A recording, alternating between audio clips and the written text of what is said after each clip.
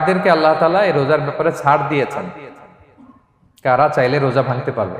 এই ফরজ রোজার ব্যাপারে কেউ কেউ কেউ আছে তারা ছাড় পায়, তারা কারা, হু আর দে, এটা আমরা আগে একটু শুনি। তাহলে দোজ হু এক্সাম্পটেড ফ্রম ফাস্টিং, যারা এক্সাম্পশন পেয়েছে, ছাড় পেয়েছে, তাদের মধ্যে থেকে প্রথম হচ্ছে শিশুরা, আসিবিয়ান, শিশুদের উপর রোজা ফরজ না, যতক্ষণ না তারা ম্যাচিউরড হয়। শিশুদের উপর কিন্তু রোজা ফরজ না, প্রাপ্তবয়স্ক হওয়ার আগ পর্যন্ত ফরজ না। তাই বলে আবার শিশুদেরকে রোজা রাখতে বাদ সাধবেন না, রাখতে দিবেন। আমার বড় মেয়ের বয়স 8 বছর, সে গতকাল রোজা রেখেছে, সে মহা খুশি। সে কখনো অডিও কল দেয়, কখনো ভিডিও কল দেয়, কখনো ইফতারের ছবি পাঠায়। মানে এটা তাদের মধ্যে কিন্তু একটা অনেক চমৎকার একটা ভালো ইমেজ কাজ করে। তো আপনারা বাধা দিবেন না যদি রাখতে চায়। অনেক বাবা মারা এত সচেতন, এত অতি সচেতন যে ছেলে মেয়েরা রাখতে চায় কিন্তু বাবা মারা দিতে চায় না।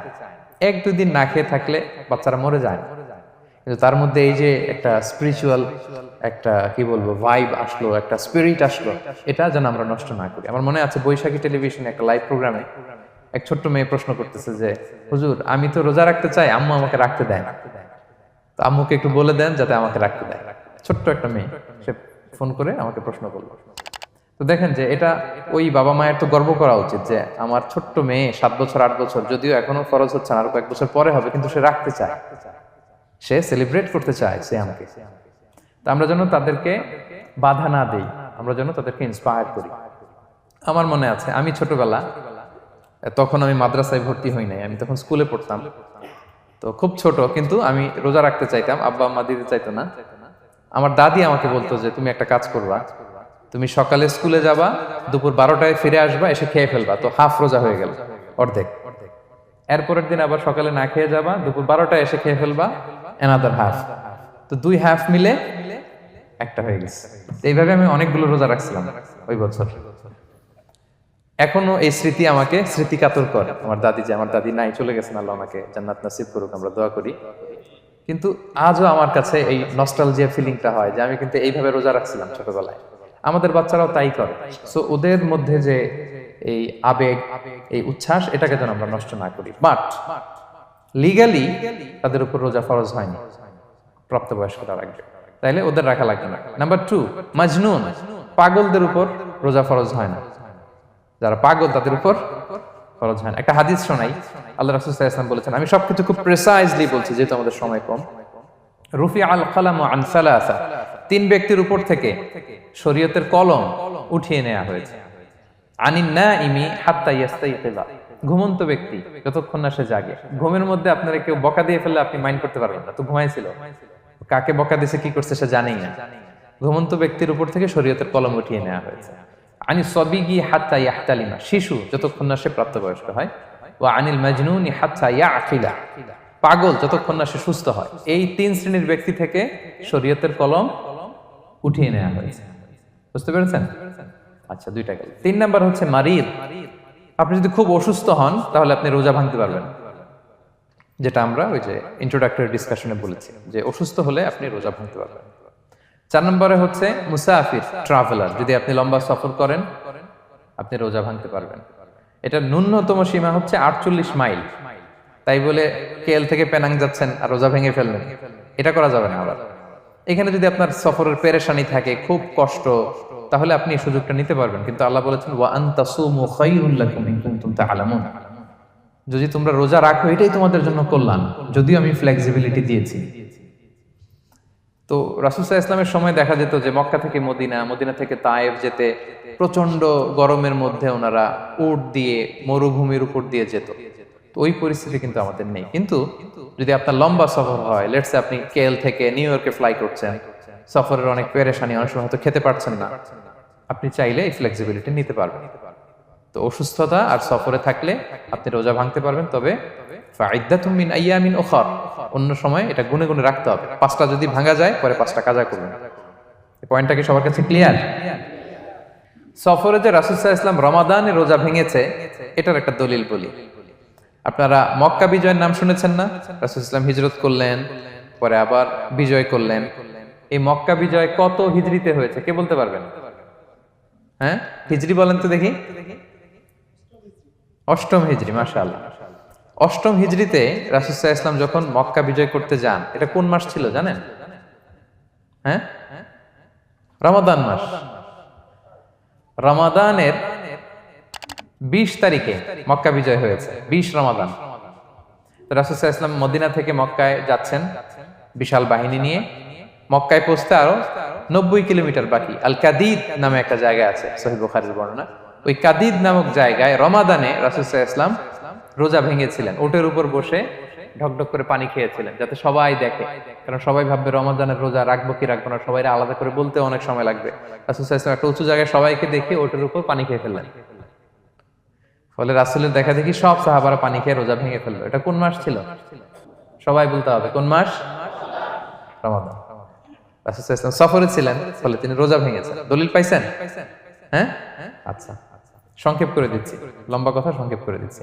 আর কোরআনের আয়াত তো শোনালামই আমি, ফামান কানা মিনকুম মারিদান আও আলা সাফার ফাইদ্দাতুম মিন আইয়ামিন উখর। কেউ যদি অসুস্থ হয় কিংবা ট্রাভেল করে, চাইলে রোজা ভাঙতে পারবে, তবে গুনে গুনে পরে আদায় করে নিতে হবে। এই যে গুনে গুনে পরে আদায় করে নিতে হয়, এটারে বলে আরবিতে কদা, বাংলায় আমরা যেটাকে কাজা বলে অভ্যস্ত। বাংলা আমরা কি বলি? একটু কথা বলেন আমার সাথে, বাংলায় কি বলি? কাজা বলি। তো আপনি অসুস্থতার কারণে যদি রোজা ভেঙে ফেলেন, পরে এগুলো কাজা করবেন। সফরের কারণে যদি রোজা ভেঙে ফেলেন, পরে আপনি কাজা করবেন।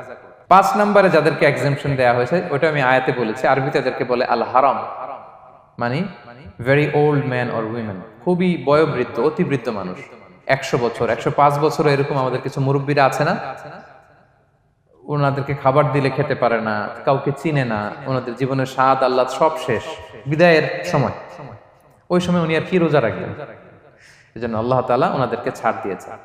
অনুরূপ ভাবে যদি এমন কোন অসুস্থ হয়, মানে মারিদুন লা ইউরজা শিফাউ, সে যে আবার সুস্থ হবে এই আশা আর নাই, এরকম ডাক্তার অনেক বলে দিছে যে ক্যান্সারের 3rd স্টেজে চলে আসছে, সে সার্ভাইভ করবে যতদিন কেমোথেরাপি দেওয়া হবে।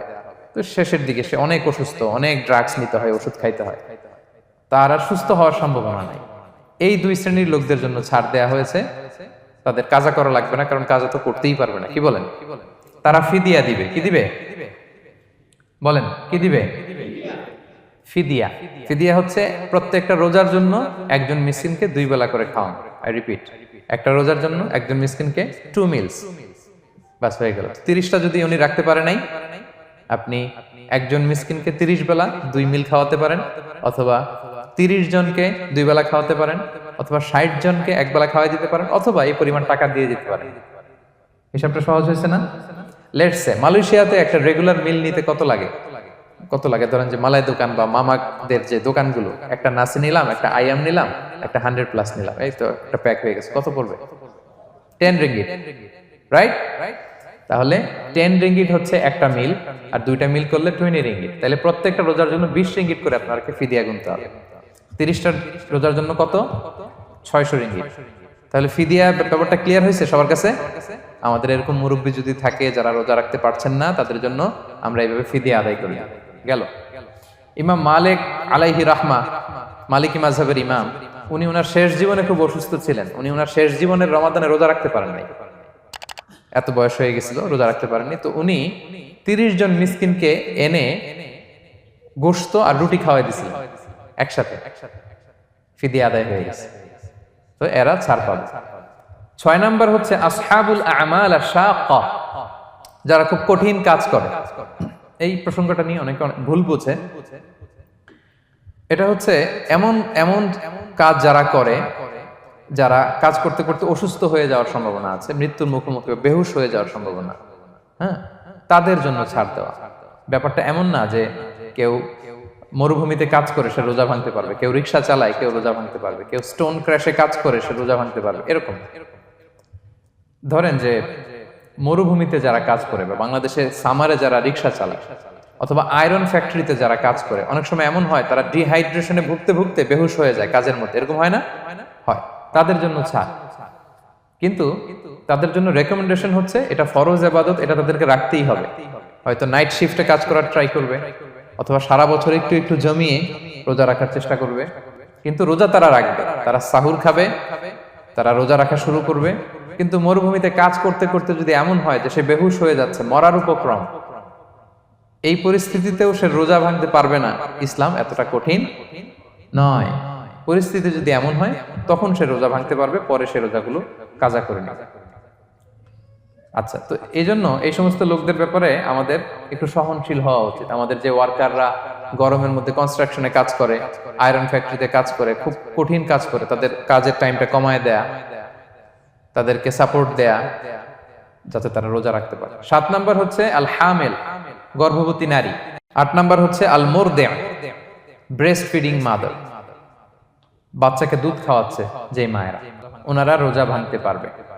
যদি ডক্টর বলে যে আপনি যদি রোজা রাখেন পেটের বাচ্চার সমস্যা আছে, রোজা ভাঙতে পারবে, পরে কাজা করুন। অথবা ডক্টর যদি বলে যে আপনি যদি না খান তো বুকে দুধ আসবে কোত্থেকে, বাচ্চাকে খাওয়াবেন কিভাবে, ডিহাইড্রেশন হবে, রোজা ভাঙতে পারবে।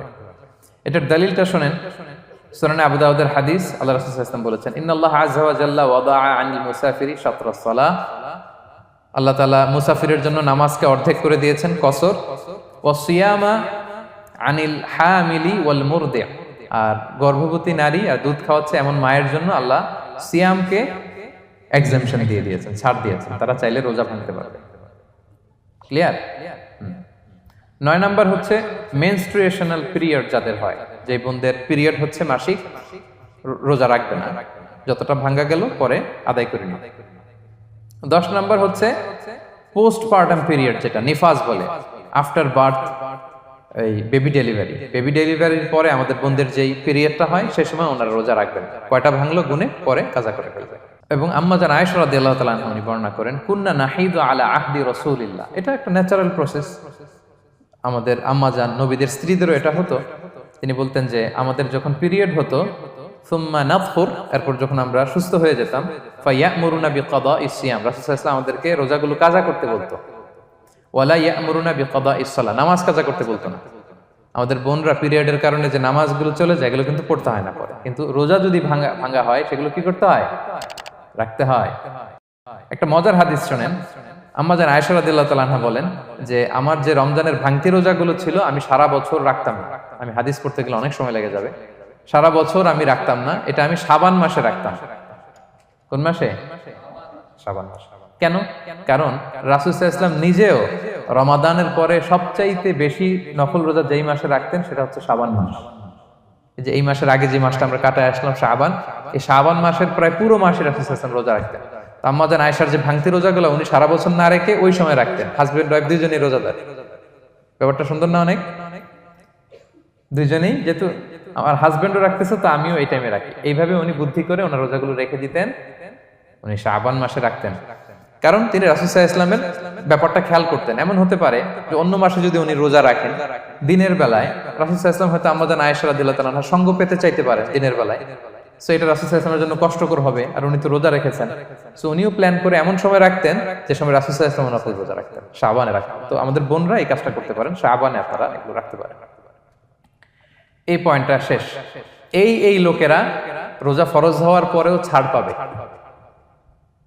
আর যে সমস্ত ক্ষেত্রে ভাঙতে পারবে তারা পরে এগুলো কাজা করবে। কাজা মানে একটা রোজার জন্য একটা রাখা, একটার জন্য একটা রাখা। আর ফিদিয়া মানে কি একজন বলতে পারবেন? বলেন। মাশাআল্লাহ, একটা রোজার জন্য একজন মিসকিনকে 2 বেলা খাওয়ানো, আর 30টা রোজার জন্য